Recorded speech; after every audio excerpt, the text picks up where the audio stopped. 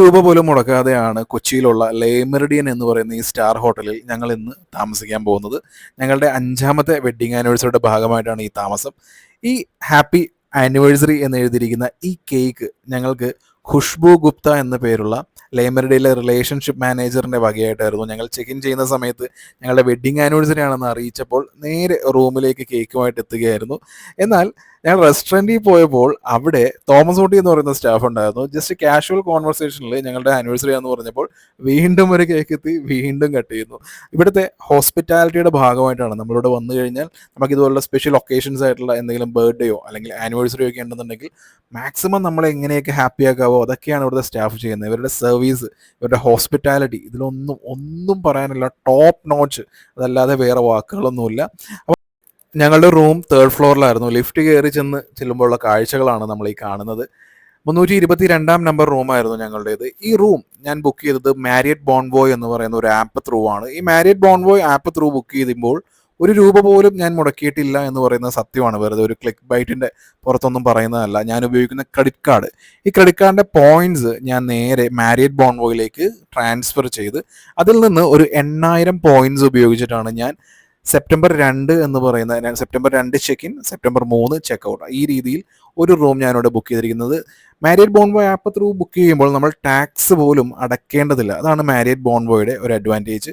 ഇത് മാരിയറ്റിൻ്റെ നമ്മൾ പോയിന്റ് റിഡംഷനിൽ നമുക്ക് കിട്ടുന്ന റൂമാണ്. ഈ റൂമിൻ്റെ ഫെസിലിറ്റീസ് എല്ലാം നിങ്ങൾ നോക്കുക. മാരിയറ്റ് സ്റ്റാൻഡേർഡിൽ വരുന്ന ഒരു റൂമാണ്.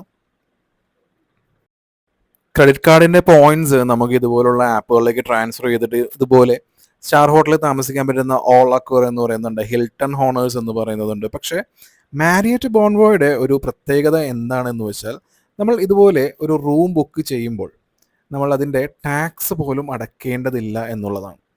ബാത്ത് ടബ് ഉണ്ട്. പിന്നെ ഇതാണ് ഈ സ്റ്റാൻഡേർഡ് റൂമിൻ്റെ കേർട്ടൻ. മാറ്റുമ്പോഴാണ് നമ്മളൊരു കാര്യം മനസ്സിലാക്കേണ്ടത്. ഇത് ലേക്ക് വ്യൂ ആണ്. സിറ്റി വ്യൂ ഉണ്ട്, ലേക്ക് വ്യൂ ഉണ്ട്. നമ്മൾ കർട്ടൻ മാറ്റുമ്പോൾ നമുക്ക് ഓൾറെഡി നമുക്കവിടെ ഒരു സ്വിമ്മിംഗ് പൂള് കാണാം. അതിൻ്റെ അപ്പുറത്ത് ഒരു ലേക്കാണ്. ഒരുപാട് മരങ്ങളൊക്കെ നിൽക്കുന്നത് കൊണ്ട് ആ ലേക്ക് പെട്ടെന്ന് കാണാൻ പറ്റില്ല. നിങ്ങൾക്ക് കാണാൻ പറ്റുന്നുണ്ടോ എന്ന് എനിക്കറിയില്ല. അപ്പോൾ ഞാൻ പറഞ്ഞു വന്നത്, മാരിയറ്റ് ബോൺവോയ് ആപ്പ് ത്രൂ വഴി നമ്മൾ ബുക്ക് ചെയ്യുമ്പോൾ നമ്മൾ അതിൻ്റെ ടാക്സ് പോലും അടക്കേണ്ടതില്ല. സോ പ്രത്യക്ഷത്തിൽ നമ്മൾ രൂപ പോലും മുടക്കുന്നില്ല. അതാണ് അതിൻ്റെ ഒരു അഡ്വാൻറ്റേജ് എന്ന് പറയുന്നത്. ലേ മെറിഡിയൻ്റെ വൺ ഓഫ് ദ റെസ്റ്റോറൻ്റ് ആണ് ഈ ലേറ്റസ്റ്റ് റെസിപ്പി എന്ന് പറയുന്നത്. നമ്മുടെ മോർണിംഗ് ബ്രേക്ക്ഫാസ്റ്റ് ലേറ്റസ്റ്റ് റെസിപ്പിയിലാണ്. അപ്പോൾ ഈ മോർണിംഗ് ബ്രേക്ക്ഫാസ്റ്റിന് ലേ മെറിഡിയനിൽ എന്തൊക്കെയാണ് സ്പ്രെഡ് ഉണ്ടാവുക എന്നുള്ളത് നമുക്കൊന്ന് ചെക്ക് ചെയ്യാം.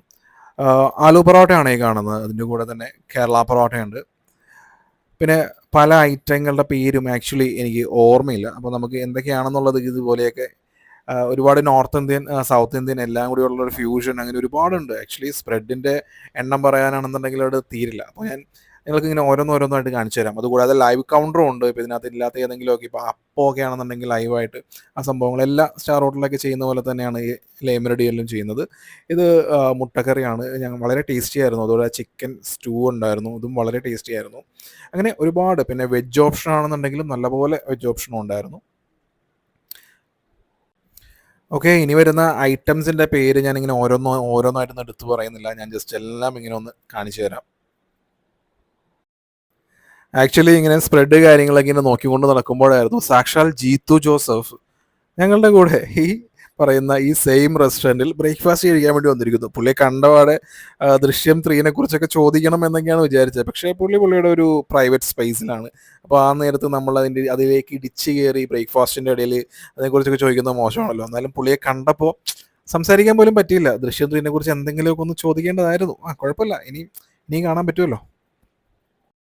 ലേ മെറിഡിയനിലെ ബ്രേക്ക്ഫാസ്റ്റ് ബുഫേക്ക് വേണ്ടിയിട്ടുള്ള ഈ സ്പ്രെഡുകളുണ്ടല്ലോ, ഇതെന്തൊക്കെയാണെന്ന് കാണിക്കാനുള്ള ഈ വീഡിയോ, ഇതിൻ്റെ ഒരു ടോട്ടൽ ഡ്യൂറേഷൻ തന്നെ ഓൾമോസ്റ്റ് ഒരു 2 മിനിറ്റോളം ഉണ്ട്. അപ്പോൾ നിങ്ങൾക്ക് ഊഹിക്കാവുന്നേ ഉള്ളൂ എന്തൊക്കെ ഐറ്റംസ് ഇവിടെ ഉണ്ടെന്നുള്ളത്. പിന്നെ ലേ മെറിഡിയനിലെ ഈ breakfast, the food was so great. ഇവരുടെ സർവീസ്, ഇവരുടെ ഹോസ്പിറ്റാലിറ്റി എല്ലാം ടോപ്പ് നോച്ചാണ്. ഫുഡ് നല്ല, അതിനെക്കുറിച്ച് വേറെ പറയാനൊന്നുമില്ല. എല്ലാം അവിടെയുള്ള എല്ലാ ഐറ്റംസും ഓൾമോസ്റ്റ് എല്ലാം ട്രൈ ചെയ്തു.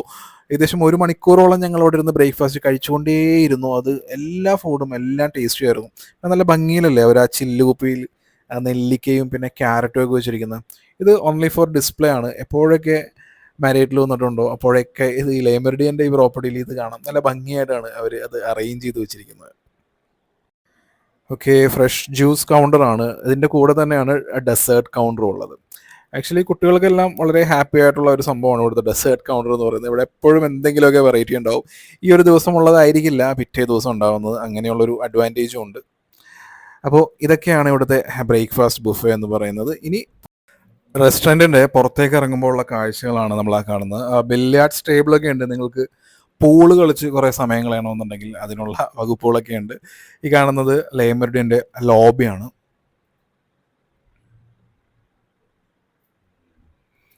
വളരെ ഭംഗിയായിട്ടാണ് ഇവിടുത്തെ എല്ലാ ഡെക്കറേഷൻസും കാര്യങ്ങളും എല്ലാം ചെയ്തിരിക്കുന്നത്.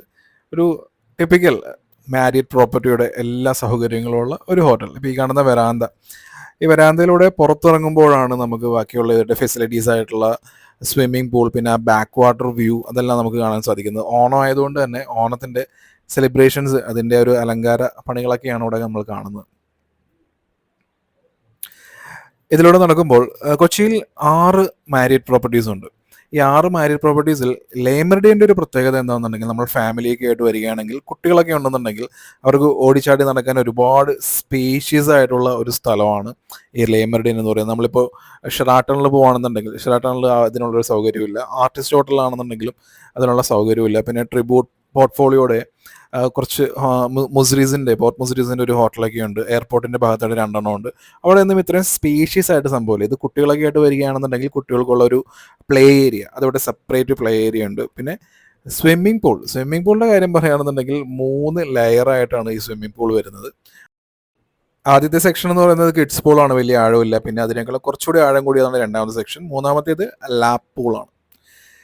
അങ്ങനെ സ്വിമ്മിംഗ് പൂൾ കഴിഞ്ഞ് പിന്നെ ഇതൊരു ബാക്ക് വാട്ടർ വ്യൂവും കൂടി ഉള്ള ഒരു പ്രോപ്പർട്ടി ആയതുകൊണ്ട് തന്നെ ഈ കാണുന്നതാണ് ലെ മെറിഡിയൻ്റെ ബാക്ക് വാട്ടർ വ്യൂ എന്ന് പറയുന്നത്. ആക്ച്വലി വൈകിട്ട് ഒരു സൺസെറ്റ് സമയത്തേക്ക് ഇവിടെ വരികയാണെന്നുണ്ടെങ്കിൽ വളരെ മനോഹരമായിട്ടുള്ള നല്ല ഒരു ആംബിയൻസ് ആണ് ലെ മെറിഡിയൻ ഓഫർ ചെയ്യുന്നത്. ബാക്കിയുള്ള മാരീഡ് പ്രോപ്പർട്ടീസിനെ വെച്ച് നോക്കുകയാണെന്നുണ്ടെങ്കിൽ ഒരു ഈവനിങ് വാക്ക്, പിന്നെ കുട്ടികൾക്ക് ഓടിച്ചാടി നടക്കാം, ഒരു പ്ലേ ഏരിയ എല്ലാം സെപ്പറേറ്റ് ഉണ്ട്. അങ്ങനെ ഒരുപാട് അഡ്വാൻറ്റേജസ് ഒക്കെ ഉള്ള ഒരു പ്രോപ്പർട്ടിയാണ്. ഇവിടെ ഈ പ്രോപ്പർട്ടിയിൽ നമ്മൾ നോർമൽ ഇതുപോലുള്ള ഓണം പോലുള്ള സീസണുകളിലൊക്കെ നമ്മൾ സ്റ്റേ ചെയ്യുകയാണെന്നുണ്ടെങ്കിൽ ഓൾമോസ്റ്റ് ഏറ്റവും കുറഞ്ഞ കാറ്റഗറി ആണെങ്കിൽ പോലും നമ്മളൊരു 10,000 റുപ്പീസെല്ലാം നമ്മൾ മുടക്കേണ്ടി വരും.